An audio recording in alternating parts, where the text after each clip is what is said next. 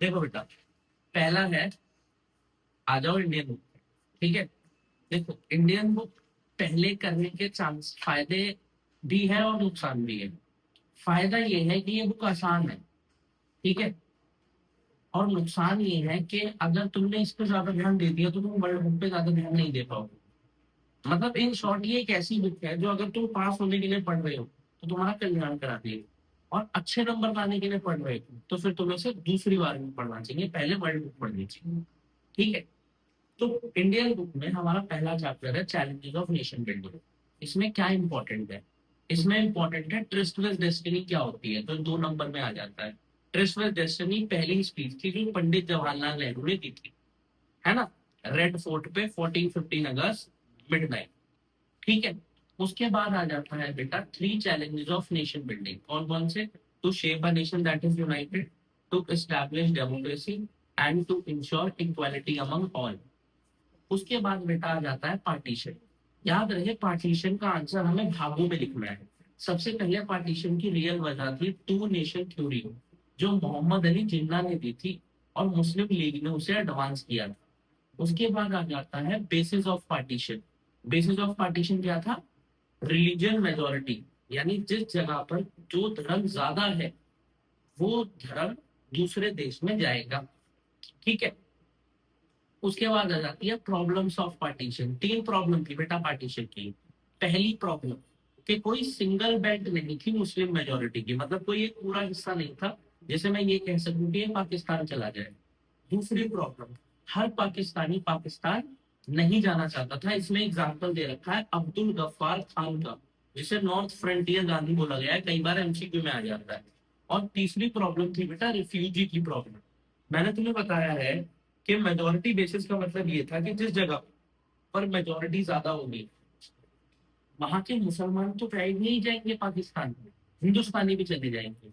तो अब हिंदू बेचारे का पाकिस्तान में क्या काम? तो वो वहां पर क्या बन के रह जाएगा? रिफ्यूजी बन के रह जाएगा। रिफ्यूजी वो लोग होते हैं बेटा जो अपनी जमीन से अलग हो चुके होते हैं और किसी ऐसी जमीन पर होते हैं जो जमीन उन्हें अपना कभी नहीं मानती, जैसे तुमने भाग मिल्खा भाग मूवी में देखा होगा, जैसा उसके साथ होता है। ठीक है, इसके बाद बेटा पार्टीशन के टाइम बहुत सारी दिक्कतें आई थी। बेटा पॉइंटर भी लिखा होगा ना, मार्क्स मिलेंगे। सबसे पहले डिस्प्लेसमेंट, लोगों को एक जगह से दूसरी जगह ले जाया जा रहा था। इसमें लोग अपने घर छोड़ के जा रहे थे, प्रॉपर्टी छोड़ के जा रहे थे, पैसा छोड़ के जा रहे थे, लेके थोड़ी जा सकते हैं। उसके बाद बेटा राइट्स जो पार्टीशन के टाइम से धर्म के नाम पर दंगे हो रहे थे जिन्हें कहा जाता है कम्युनल राइट्स। ठीक है, कहाँ कहाँ हुए? ये हुए लाहौर में, अमृतसर में और कलकत्ता में। इसी बीच ऑनर किलिंग भी हुई जिसमें हिंदू और मुसलमानों ने अपनी वुमेन्स के खिलाफ काफी अत्याचार करे, है ना। तो ऑनर किलिंग का भी जिक्र कर सकते हो। इन शॉर्ट पार्टीशन की वजह से लोगों के अंदर इतनी हेट्रेड बढ़ गई कि आज भी हिंदुस्तान और पाकिस्तान एक नहीं हो पाया है।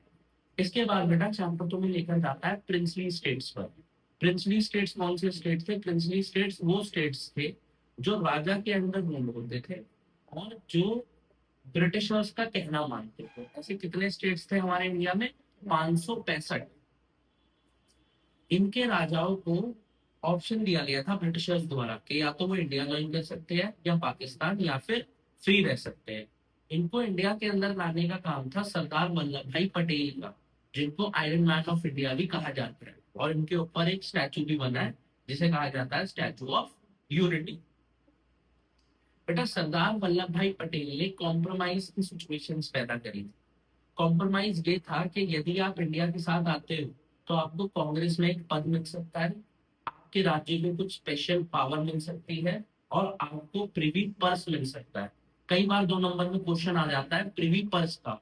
तो प्रिवी पर्स सालाना मिलने वाली वो पेंशन थी जो राजाओं को उनकी उन प्रॉपर्टीज पे मिलती थी जिनके वो कागज शो नहीं कर पाए थे। फिर बेटा 3 एग्रीमेंट्स बनाए गए, merger agreement, standstill agreement और इंस्ट्रूमेंट ऑफ एक्सेशन।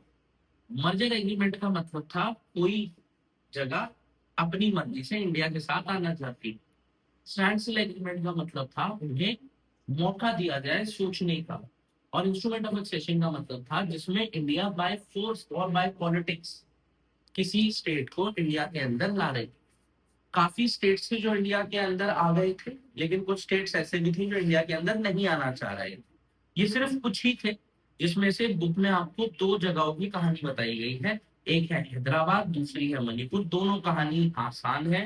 हैदराबाद में अपना निजाम था उस्मान अली खान, जिसे निजाम बोला करते थे, जिसकी एक आर्मी थी रजाकार्स की। और फिर किस तरीके से इंस्ट्रूमेंट ऑफ एक्सेशन के थ्रू वो इंडिया में आया। मणिपुर में था बोध चंद्र पाल सिंह, जो पहला कॉन्स्टिट्यूशनल मोनार्की था। इवन हमारे देश में पहली बार चुनाव भी मणिपुर में हुए थे। कई बार एमसीक्यू आ जाता है, चुनाव हुए थे जून 1948 में। भाई ये सब पढ़ना है तुम्हें पहले चैप्टर से। अब जैसे ही तुम पहला चैप्टर